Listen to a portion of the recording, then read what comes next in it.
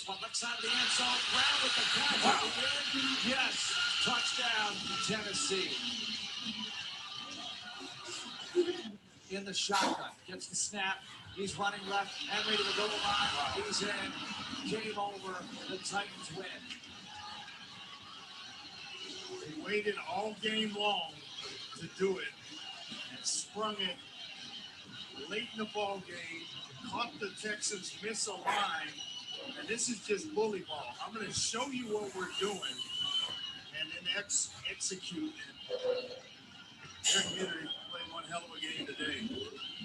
It's over. A gut punch loss for the Houston Texans in overtime.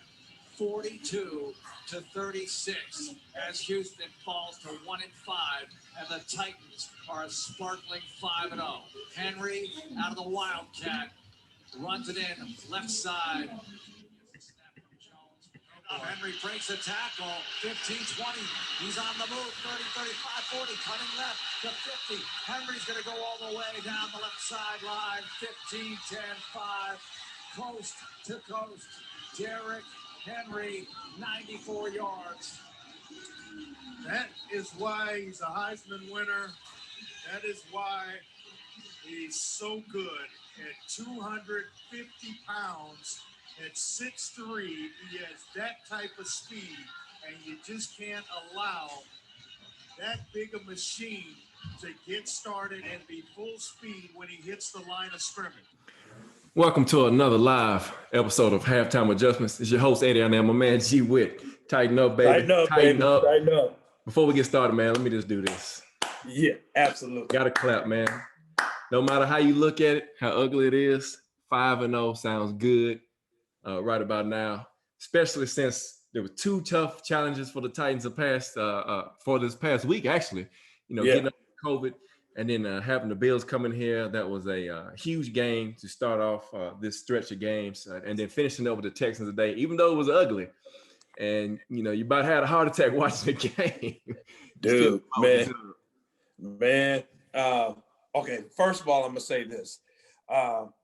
If anybody wants to come out with anything from this weekend, just recognize something, that Mike Vrabel has a football team, man. To go through everything that they've gone through from the beginning since the Minnesota game to now. When you watch this team play, the thing you like about them is that there's no quit in them. Even, they had a horrible third quarter, had turnovers, blocked field goals, interceptions, fumbles.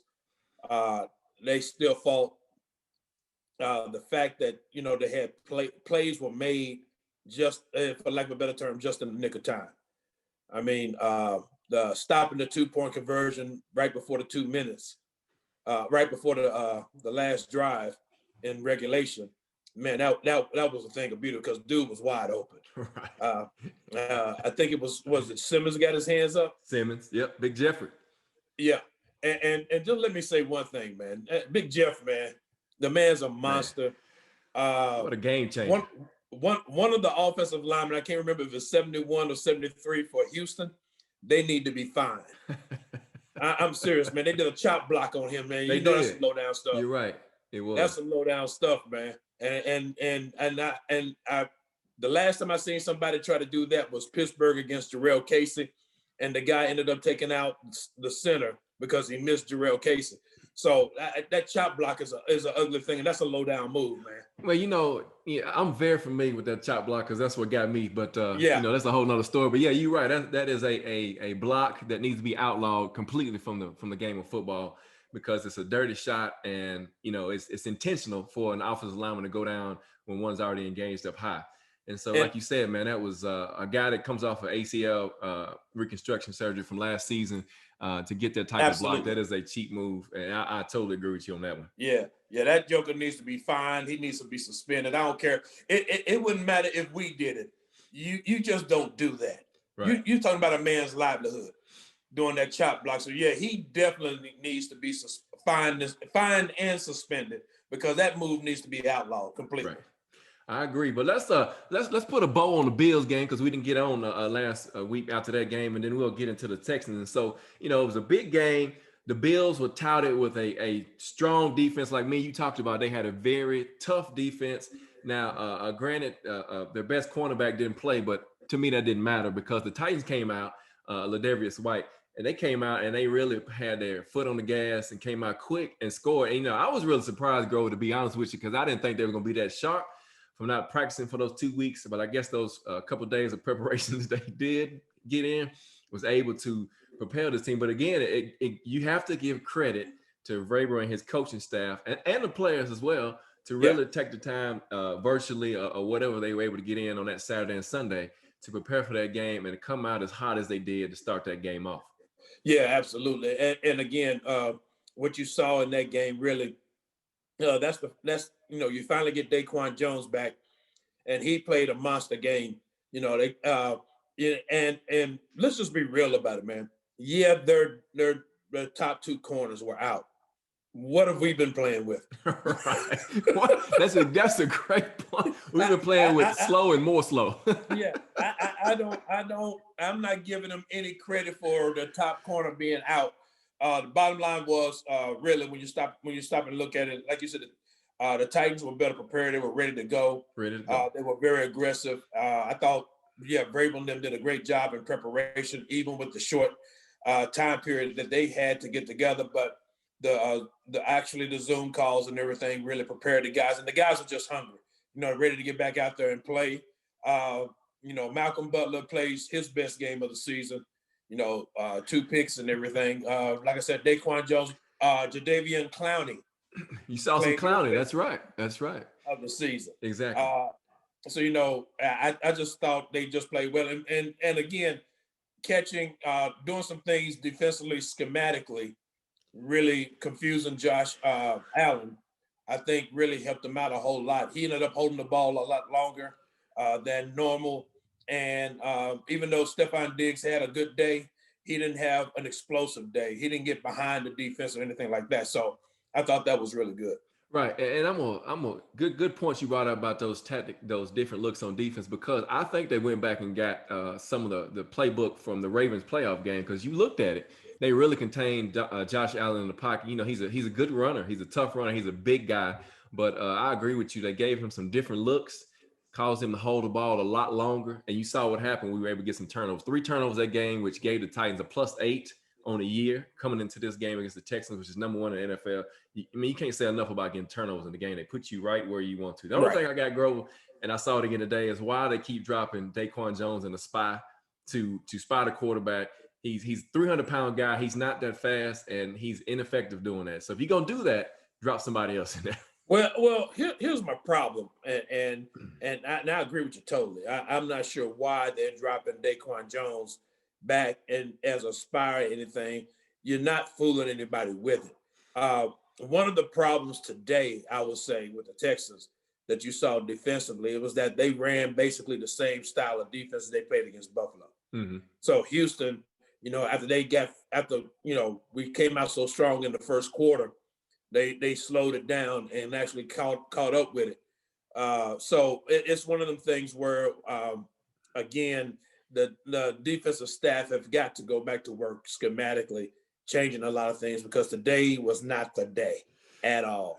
Right, and I was going to give them credit, because they deserve some credit for the Buffalo game, because they came out, the defense actually played pretty good, considering a few plays here and there. Right, they played very well, and they came out this week and kind of revert, like you said, they came out with that same game plan, looked like, for the most part. Yeah. And Deshaun Watson had the time. When you give a guy that good the time in the pocket to throw the ball, and even to get out of the pocket, as he had time to do that as well, it just makes for a long game. He's got weapons out there, as you know, with speed, with Fuller and Cooks and those guys. And even Fales was getting wide open, going across the middle, big tight end, big target. Yeah. So it's made for a long day for the defense. Yeah, and that was the key. That was the difference between what Buffalo did and what Houston did today, was the fact that, Fales going across the middle on the defense really was a target, because if you notice, Buffalo, they didn't throw to their tight ends a whole lot. And again, a lot of that has to do with the fact that they've been so explosive on offense. They were used to just getting it to the wideouts and everything. And not having John Brown, I guess, kind of affected them a little bit. But they didn't throw to the tight ends hardly any. The Bills didn't, whereas Today you saw Fells and the other tight end. They played they had some significant catches, and as a matter of fact, because of their effect, they ended up opening up the second half for Brandon Cooks and Will Fuller. Right, and you know this the way they were moving the ball down the field, you just knew that the defense was gonna have to come up with a stop, man, because the offense was kind of struggling there for a little bit in the second half. And you gotta give credit to Sambrailo, the tackle that came in for Lewan. He actually played pretty decent, you know, after he gave up the sack to JJ Watt. He had the strip sack and whatnot, but you know, he actually played pretty good. So you got to give him some credit for the backups coming in and solidifying that left side of the line. And you know, Lewan may be out. They said, just reading some of the comments, he might have an ACL tear. So I hadn't heard anything on that just yet, but we'll see. I'll be honest with you, man. I wouldn't be surprised. I did watch the replay, and he was not touched. Mm-hmm. But you saw that he stepped and he went down. So I'm thinking, like, you know, I mean, you would know that injury better than me, unfortunately. But I'm thinking the same thing because he went into the locker room and came out in shorts and flip flops. So his leg wasn't wrapped up or anything like that. So I'm pretty sure tomorrow we'll find out he may be done for the season. Right. And so and just to close out the Bills, man, you know, they shut down Derrick Henry, but it was an efficient day for the offense. 21-20 for Tannehill, 3 touchdowns and spreaded the ball out. It was good to get AJ Brown back. He looked good for his return back since week one. Caught the ball, made some big plays. And like you said, the defense came out and they proved to be a problem for the Bills offense. Yeah. So as we roll into this game, it's a division game. It's always tough playing the Texans. You know, they know us well. They play us tough. And a good start, though, for the Titans in the first half. Well, and that's the thing about it. When they came out, one of the things I was noting at the game was the fact that the thing I think that was throwing Houston off was the fact that all the weapons that we had on the field, right? They definitely were not they were not prepared for that. I mean, they lined up, of course, like everybody else does, to stop Derrick Henry, and Tannehill was hitting some of everybody. I mean, Cam Basson, AJ Brown, Humphreys, Spursker, like I said, Basson. I mean, he was hitting everybody. So it was a different. And our boy from Boise State, man, Jerry McNichols.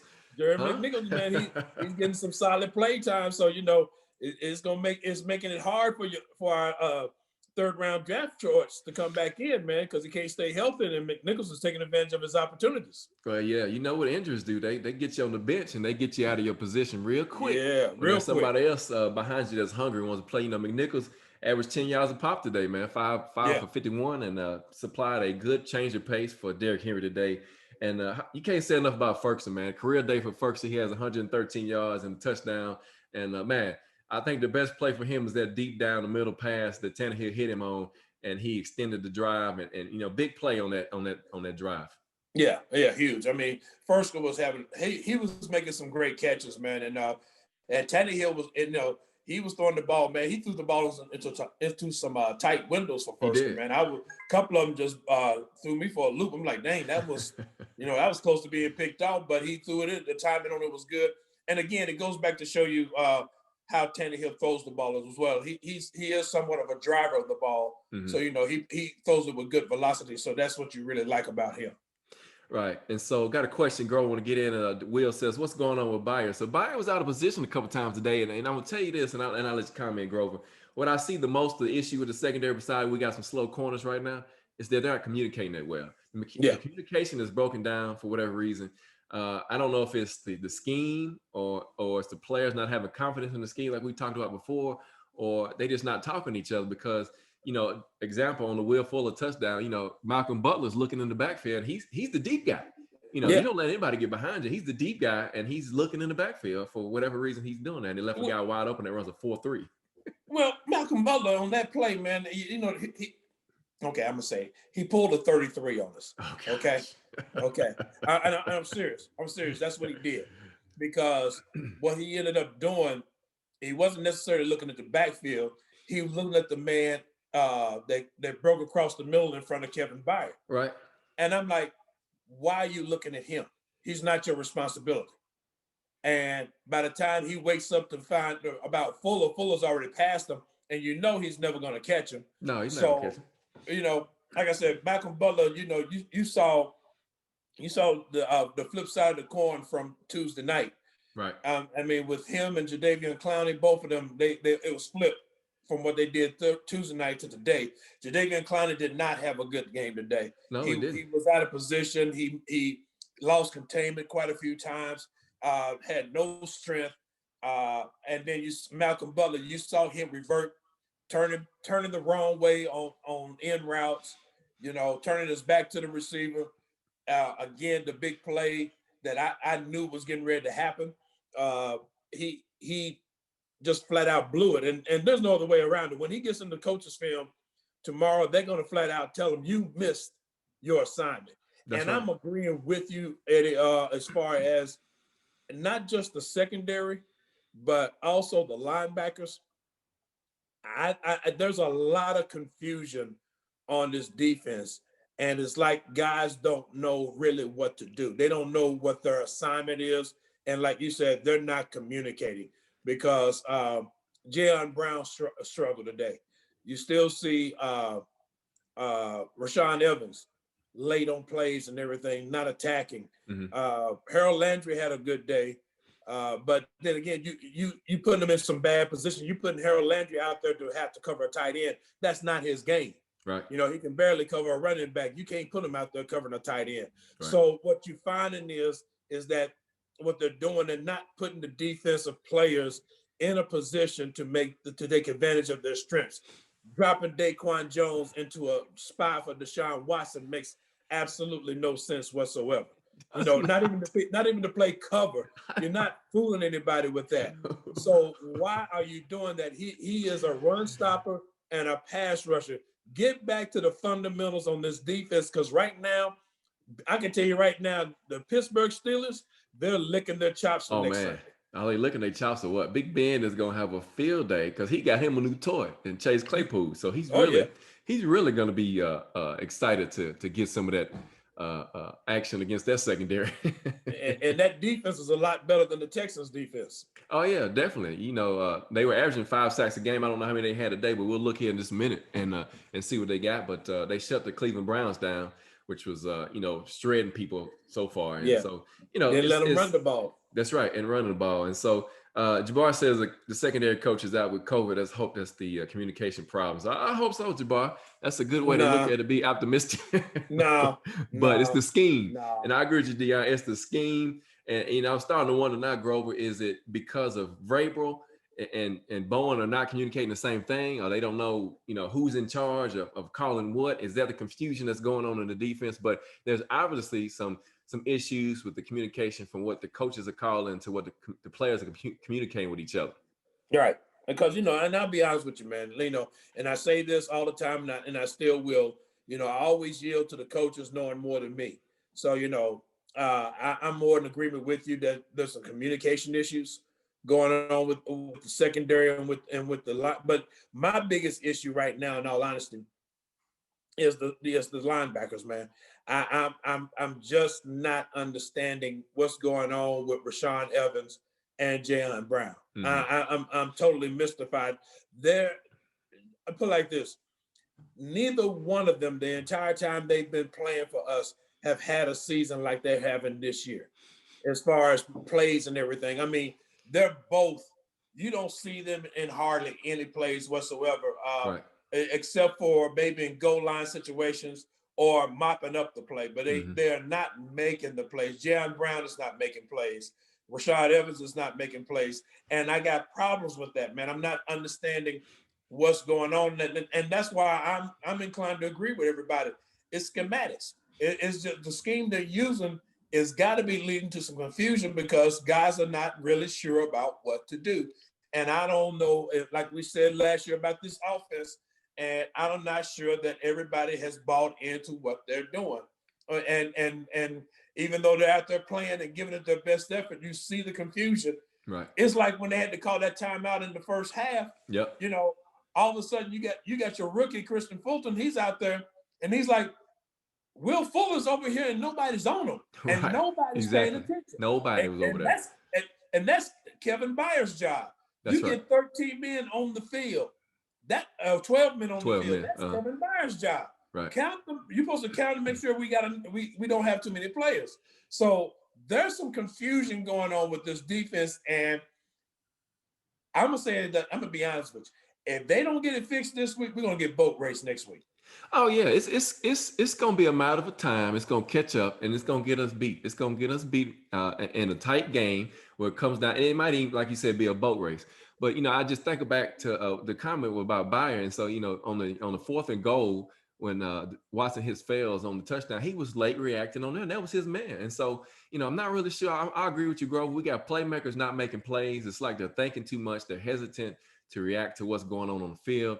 And they got to get it fixed. I mean, there's no doubt about it. If you're going to compete for a championship, you've got to fix this. The offense won't be able to score 42 points every week. I'm sorry. And you're going to see it this weekend coming up that potentially you're going to be in a 20-14 type football game, 17-14 type football game. And it's going to come down to your secondary having to make a play and cover Juju and Clayton and Jackson and all of them, man. It's like I said, it's going to be rough. On this defense, and it's a shame because, like I said earlier in the season, man, usually we're talking about the offense not doing enough for the defense. Right now, what you got is a defense not doing enough for the offense. I mean, and don't get me, and you got to understand, like the old saying goes, offense is sometime. Sometimes it clicks, sometimes it don't. We saw that in the third quarter today, where the offense just didn't really click. But defense is every day because defense is all about effort. And you got guys, I'm not saying they're not putting forth the effort, but what I'm saying is there is some serious issues, confusion issues going on within this defense that Mike Vrabel and Shane Bowen have not addressed, and they have got to get this cleared up. I don't know if somebody's. I'm almost like a Bugs Bunny cartoon. Is this sabotage? Somebody sabotaging our defense, man. Because you got corners playing 10 to 15 yards off. Sabotaging our defense, man. Right. What? You got corners playing 10 yards off the ball inside the 20, and I mean it's all day pitch and catch. And I don't understand. Not only playing 10 yards off the ball, but as soon as the ball snaps, go straight into the back pedal and almost turn away from the play. Hey. I'm like, Jonathan Joseph, you're supposed to be a vet, and your technique is so poor. You're so scared about getting beat that you got guys making catches in front of you. You're not even you're 7 yards off of him. He's not even in the TV screen. No. I can't even see him. You don't even know where he's at. And that's what I'm looking at, man. And maybe it's because Adore's out. Joseph is playing a position that he's not supposed to be playing. But I'm of the mindset that you cannot continue playing if Joseph can't get the job done on the outside. I'm just be real. Yeah, you got to get him out. To me, the person you got to put out there is Fulton. You got to.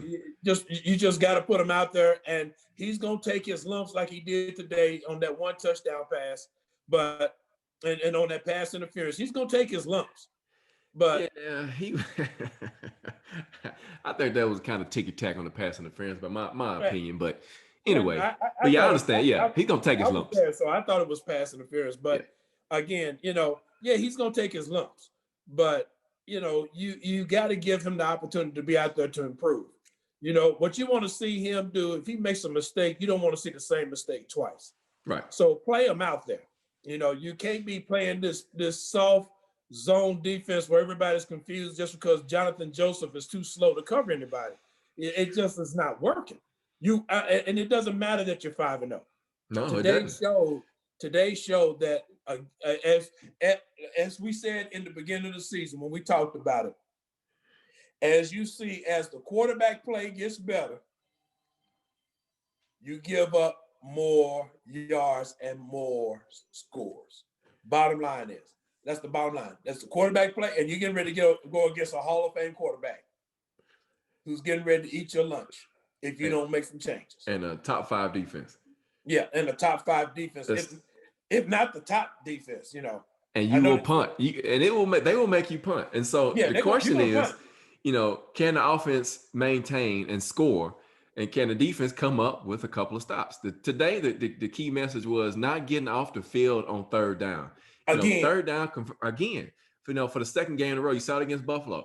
Third down conversions are going to kill us when it comes down to these tight ball games.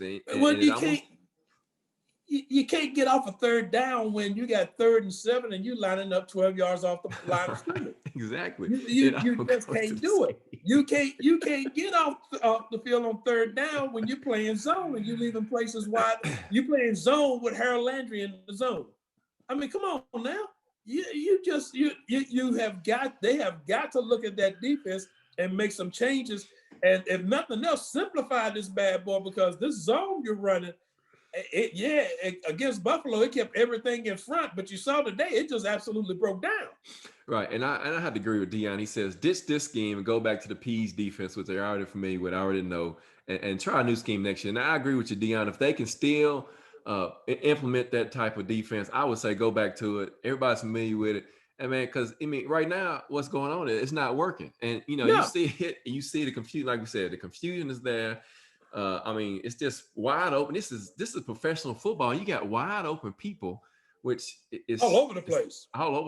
Like you said, they took advantage of the middle of the field today, big time, more than Buffalo did Tuesday night. Well, look at it like this, and what you got to stop and think about is this: the problem you got, if you're going to play zone, it works fine if you got a pass rush, right? But look at neither Clowney nor Beasley are really getting to the quarterback and affecting them that much. Right. Like I said, they really are not. They gave Clowney credit for half a sack that was really Jeffrey Simmons all the way. It was Jeffrey Simmons. Vic Beasley ain't sniffed near the quarterback at all. I'm serious. I'm just calling it like it is. No, you're right. You haven't heard his number called on anything. Nothing. You don't even know he was in the game, really. Yeah. And that's what I'm talking about. I know you got all these new toys and everything, but obviously something is throwing this defense off to where they cannot get on the field and compete. And for once, it's really not your defensive line. It's really not your defensive line. It's your linebackers and secondary. That's right. I'm just struggling with trying to figure out what they're trying to do and what's causing the problem, other than the fact that you said total lack of communication. Right. And so let's flip it on the offensive side of the ball. Let's talk about the offense for a minute, Grove, before we wrap this up, because the offense did some good things today besides the third quarter. It came out, the running game, and you could tell early. I don't know if you could. I did. And I know you could too. Anybody watching that, Derrick Henry was going to have a big day. Why? Because he was so close to breaking one every time he ran the ball. He was getting into the secondary, and I like the new run design that they had, where they blocked down the guard and tackle, and they had the wham block from the tight end kicking out the outside linebacker. Man, that was a great play call, great design, and that's what he scored on that 94-yard touchdown run. Absolutely. And let me just say this, and I think, man, this is just my opinion, and actually in watching the replay, even though they said they're not doing it, they're trying to keep his carries down.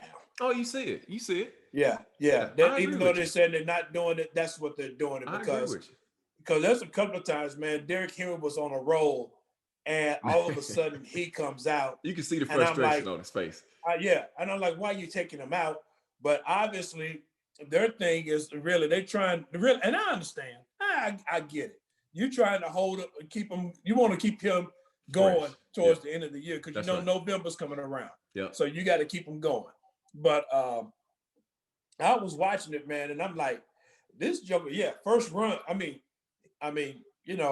he's running all over, and against a team that's 31st against the run. 31st against the run. That's right. You supposed to run against them. To run it down their throat. And like I said, my problem with them, first half, really, offense I thought played well. They did. Yes. They moved the ball consistently. Had some long drives that I thought that they did really well. Third quarter, I thought Arthur Smith got away from their identity. Yes. I think he got pass happy. He wanted to throw the ball. He kept trying to throw that running back screen that that never did work. Almost got picked off one time. Oh yeah, and put it like this: if the guy had been playing the ball, yeah, if he'd have been right, it was a pick six. That's right. He was right there. That's right. Yeah, it was a pick six. But those aside, yeah, offensively they played good. I mean, I thought they played extremely well. Yeah. You can't argue with 42 points. You just can't argue with that. You can't. And Nathan, thank you for the comment and joining the show. He says he's glad they went away from that toss play, and so did Will. I'm so glad too, Will, that they got away from that toss play because it was not working, and they replaced it with an even better run scheme, like I said, with the down block and the kick out by the tight end, which was very effective today. And, like you said, the offense dominated the first half. You saw the run game was going to be hitting all day. And Tannehill, he was efficient. He did make a bad throw on the pick. Instead of him using the wide side of the field and throwing him open, he threw it up the field, and which threw it right to the DB. He had man coverage with Khalif Raymond. And that was about the worst ball he threw all day, in my opinion. Yeah, it really was. I mean, and the thing about it is he did what he normally does. He like you said, he threw it to the wrong spot. Yeah. He threw it straight down the seam instead of using the wide side of the field and just leaving him open and let him run up under it. Other than that, like I said, not getting out of the play on the strip sack. I'm like, dude, you got an audible out of that play because JJ Watt is going over there and he's coming at you. Other than that, I thought he played a good game. Ryan Tannehill did. I thought he played extremely well. I can't say enough about him on that the 2-minute drive. Oh yeah, I mean, definitely. I mean, yeah, and why we didn't get a delay of game on dude holding Adam Humphries down, it's beyond me. But then again, there's a couple of plays where there was holding on the receivers and everything. They never called it. Hands to the face on Daquan Jones. Daquan Jones. That's right. I saw that and I was very upset because they were not calling that stuff. But that's just one of the things. And again, and I will say this, like I said before, we got a football team, man. We have a complete football team at that. Yeah, we got a football team. Minus the defense right now, but can they get better? Absolutely, they can get a whole lot better. Yeah, they got to get better. They get ready to get into football, the real games now, because it's getting ready to get real. And so, but yeah, I they missed a lot of calls today. I thought for it to go in our favor. Yeah, and for us not to be getting those calls. Again, Jeffrey Simmons knocking down that 2-point conversion was huge. Kept us in scoring right there. Kept us a 7-point difference, so a touchdown wins. I thought Ryan Tannehill on that last drive, man, he was really, really good. They were giving him a cushion, and he was using it. I like the fact that he continued to use the middle of the field. Wasn't just throwing a bunch of outs and everything, just using all the middle of the field, running up. Great call on the when they were inside the 25-yard line. They gave the ball to Jeremy McNichols on that draw play. Oh yeah, definitely. That was a great call, without a doubt. Just completely fooled the defense altogether. And then that fade route he threw to AJ Brown, man. That was that was great because he came like he's gonna spike the ball and he took a shot because he had one-on-one coverage. Took a shot. Yeah, had one-on-one coverage, threw it in the corner. AJ Brown did a great job getting his feet in and everything and maintaining control of the ball. If they had not called it a touchdown on the field, it wouldn't have been it would have been incomplete. Right. And so, but historically they've always called those touchdowns. Yeah. And I'm saying but it was not enough evidence to overturn it, which was, like you said, it was a great play, great throw by Tanny, and the offense continues to move the ball. And so a few more comments, Grove, I want to get in before we wrap it up, man. And it said Lawan did tear his ACL by Jay Glacier reported that. Tannehill is the truth by Dion. Yeah, we agree. Jabbar said slide Kelly over to left tackle and allow the Big Panda to grow up and play right tackle. The Big Panda has some pink hair at the game tonight too. Yeah, I know, man. I don't know, man. I doubt. I don't know how they're gonna do that. Yeah, I mean, but Lawan's out for the season now with a torn ACL, so it's gonna be different all the way around. And Wilson is not ready for pass blocking yet. You definitely don't need to play him against Pittsburgh because he's gonna get his lunch ate. But I would say this, man. Here's how good that offense is. In all honesty, go out for the coin flip for overtime. Deshaun Watson knew he was in trouble. Deshaun Watson knew they was in trouble. Man. Right. And they said J.J. Watt was on the sideline doing the same thing. They said he's looking. Wait, so just think about it, bro. What happened? They just went down the field. The defense was tired because they had all that pass rush. They went the length of the field and scored a touchdown. Now you got to come back on the field again and play defense right back again. And you're tired. You're worn out after a long drive. So. And they finally hit on that pass to the running back, and Derrick Henry takes it up the field for 53 yards. Almost scored. And here's the thing we noticed while we stood in the stands watching these long runs by Derrick Henry. Corey Davis not being in the game you could tell. That's key. That's right. You could tell because on a lot of them long runs, if Corey Davis is in there, he's making those blocks to spring him to go further. Yeah.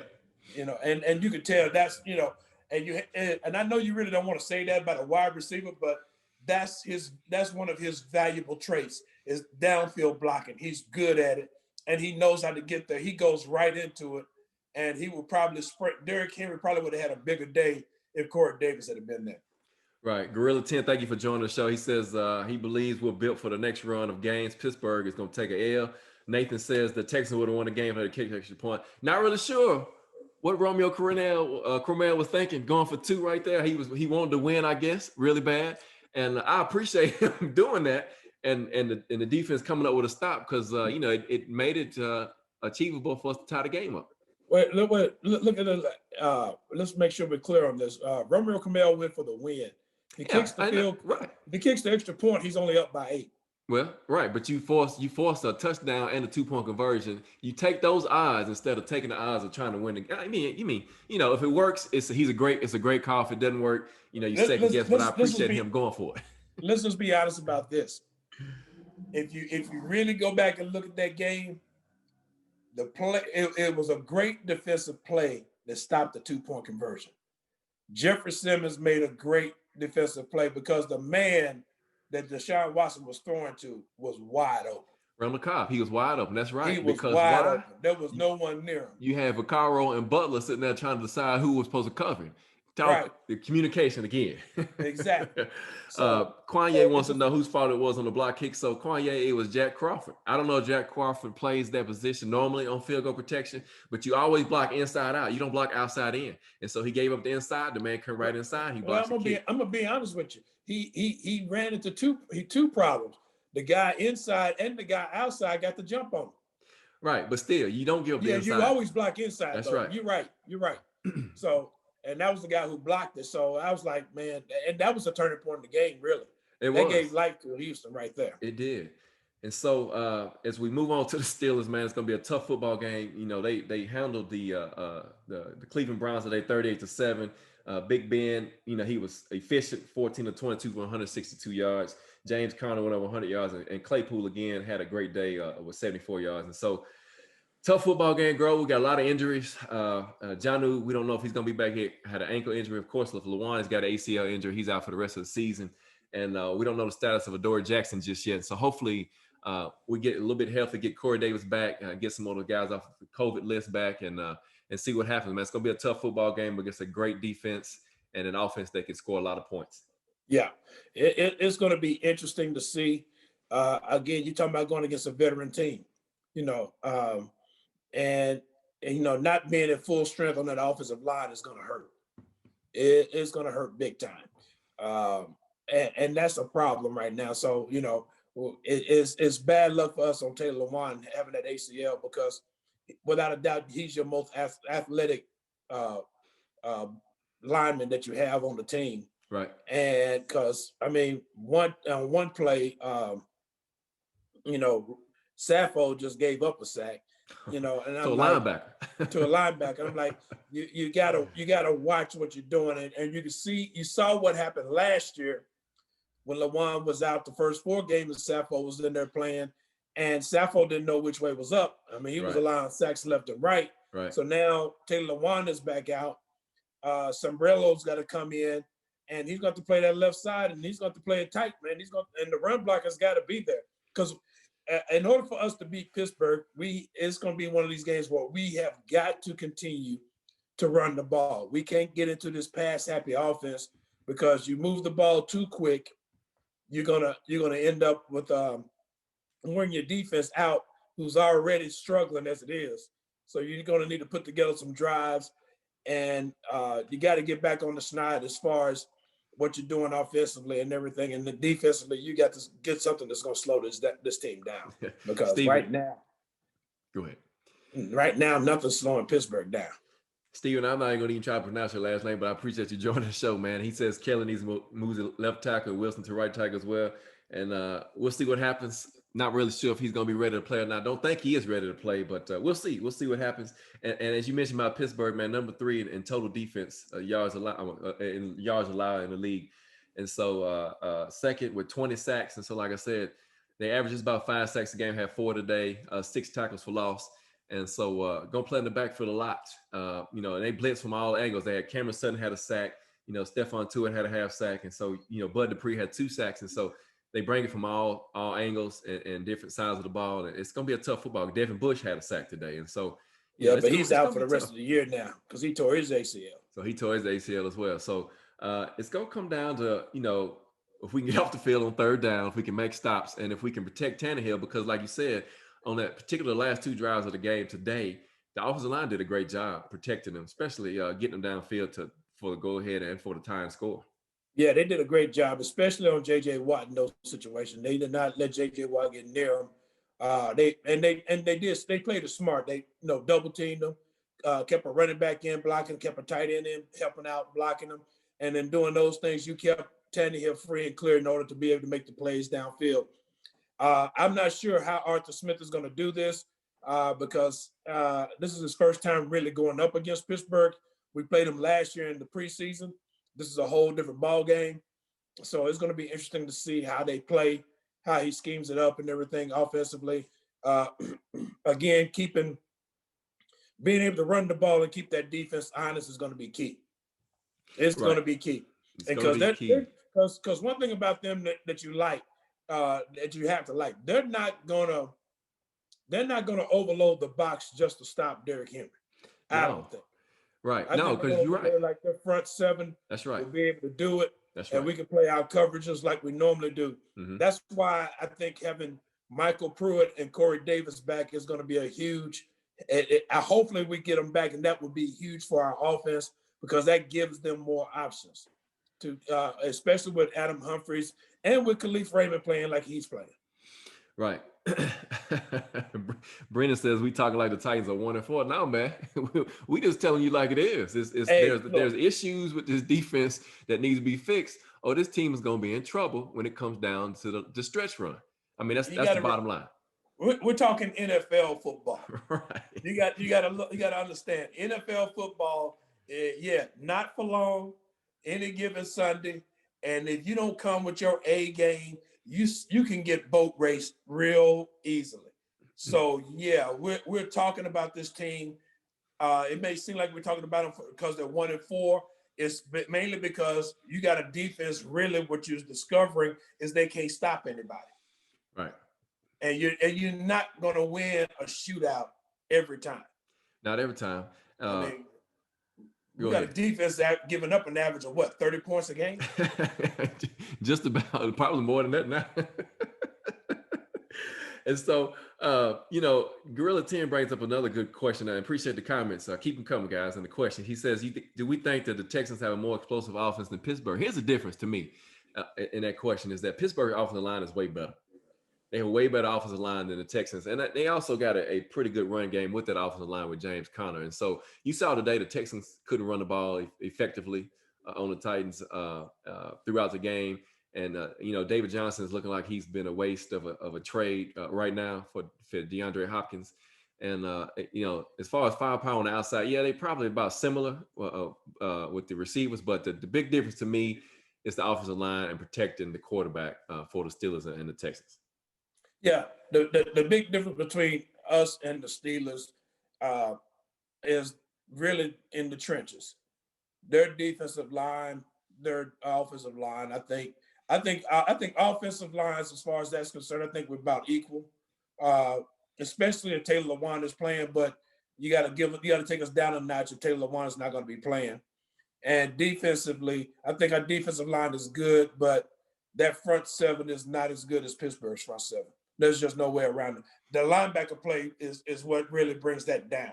Defensive line is playing good, but your front seven, like I said, Jadeveon Clowney took a major step back today, I thought. Again, Vic Beasley, you ain't heard nothing from him, in the games that he's played. Harold Landry is making plays, but the two inside linebackers, Evans and Brown, are not giving you the plays they were giving you last season. And for that matter, neither is David Long. Right. David Long today, he whiffed. Tackle. Big time whiff. Missing tackle, man. Right. Like I said, I'm not sure what's going on with him. And so, guys, thank you for joining us for another episode of Halftime Adjustments. Eddie Arnell, my man G Witt. And so, as we move on, man, past this one, good 2-game stretch here. You like to be 5-0. You like that fact that the team is 5-0 with as many issues as we have. Could be easily 1-4, 2-3. It's very easy. And so, but the fact is that 5-0, you got to like that. And so, as we look at the AFC South as a whole, of course, the Colts beat the Bengals today, 31-27, and improved 4-2. And the Jaguars lost to the Lions 34-16. And so big game next week, 2 5-0 teams. Again, somebody got to lose. And hopefully it's the Steelers to take their first victory. Green Bay goes to Houston after losing to Tampa Bay today. The Jags go to the Chargers and the Colts on the bye. And so it's gonna take a whole team effort, like you said, man. From the kicking game to the defense to the offensive line, and hopefully Gostkowski has gotten that miss out of his system and comes back next week and solid, because I think he's gonna play a big role in that game against the Steelers, because you're looking at a game that's potentially gonna be a field goal type game for the most part because of how tough the Steelers defense is. I don't want to say if we're lucky, but we're hoping that we play better than what we played today, and more consistently on the offensive side of the ball and better on the defensive side of the ball, and we come away with a good win. It may come down to field goals. So, Gostkowski's got to get that out of his system. That miss was horrible. And the blocked field goal was horrible, I thought, so it's just one of them things, man. Today was one of them crazy yo-yo days. And I am spent. Man, I can tell you spent. Man, you about to have a stroke watching these guys play, man. You go from Tuesday night, you go from, a dominant performance, if you will, to the day to where you scratching your head like, what's going on in the second half of this football? And again, I say offensively in the second half especially, Arthur Smith in the third quarter, he got away from their identity. And even on that interception that Ryan Tannehill threw, I didn't understand why you didn't just come back and run the ball. Again, I understand going for the home run. If Tannehill throws it out and maybe you make the catch, but you don't throw it, or maybe not, but you don't at least throw the interception. Right. So, again, these are just some things they got to work through. It's better to work through them from 5-0, but they've got to get this defense. And that's the thing that scares me more than anything. The offense, I think we got an offense that can keep up, with the best defenses out there. But our defense, man, that's what's scary. Is so suspect. That's what I'm saying, man. When the offense is made to kick field goals instead of being so efficient in the red zone with touchdowns, that's when it's going to be a problem. Yeah, that's when it's going to be a problem, because you can't give up 7 and you just getting 3. Exactly. The math doesn't work. It doesn't work at all. So guys, Deion says we need to call Dean Pease and see if he's really enjoying his retirement. I wish I had his phone number, because I was kind of like, man, what you doing right about now? I wish we could get him on the show so he can tell us what they're doing, because we're missing something. I'm serious, man. We're missing. No, I agree with you. Right now, I agree, man. He says the team's battle tested and showing a little grit. You got to have some grit, man, to be able to give up so many big plays and come back and respond every time. And that just, the team is just the personality of Vrabel. He's a tough, hard-nosed guy, played that way in his career. And the team is the same way. And you got to like that factor. You got to take your hat off to them that they're gritty. They're going to fight to the end, and they're not going to give up. This is not the same team we've seen in the past when there was a big play given up and they tucked their tails and ran. But this team comes back swinging, and they're gonna counterpunch to every punch they catch. Yeah, that's right. And I think the thing that I've been saying this year more than anything else, but with everything that's been going on with Vrabel, let me just put it this way. I've always admired Mike Tomlin for the Steelers as a coach, because he's a straight football coach. He doesn't make excuses. If they're struggling with something, he doesn't come out saying, we're struggling with this, we're struggling with that. He comes out and says, we're going to get this fixed. Right. He said, we're going to get back to playing football. The thing I like about Vrabel is that Vrabel is pretty much the same way. We're going to come back and we're going to play football. We're a no excuses type team. We know what we're doing wrong. We got to get it straightened out. And that's what we're hoping happens now that they get a chance, an opportunity to have a regular week. We're hoping that's what happens, and we see a much better game and hopefully a win against Pittsburgh on Sunday. Right. Again, we appreciate the comments, the questions, guys, and the love, the support of the show. Eddie Arnell, G Witt, halftime adjustments. Hey, we're here every Sunday night, 7 p.m. We got the Steelers coming up 12 noon Central Time, Nissan Stadium. Support your team. That's gonna be a big game. It's a big game. This team is 5-0, hadn't been that way since 2008, and it's good to see. You got to remember one thing. This is for really, when you stop and think about it, this is for the conference league. Not just the division, but the conference. Because whoever wins this game has got a leg up on home field advantage when it comes to the playoffs. That's right, and that's what you want. That's what you want. You want to be at home doing the playoffs and making a home stand and defending your home turf. So, guys, again, thank you for joining us for another episode of Halftime Adjustments. Eddie Arnell, G Witt. Remember, we got the YouTube page. Check it out, H/T Adjustments. And if you like the show, share it. If you don't, let us know. Give us feedback. We always open for suggestions. But, man, we appreciate the love and support of the show. And we'll catch y'all next Sunday night live. Join us at 7 p.m. right here on Halftime Adjustments. Eddie Arnell, my man, G Witt. Tighten up, baby. Here comes Steelers Nation. Let's go, baby. Peace. Let's tighten up. Let's take it. Peace.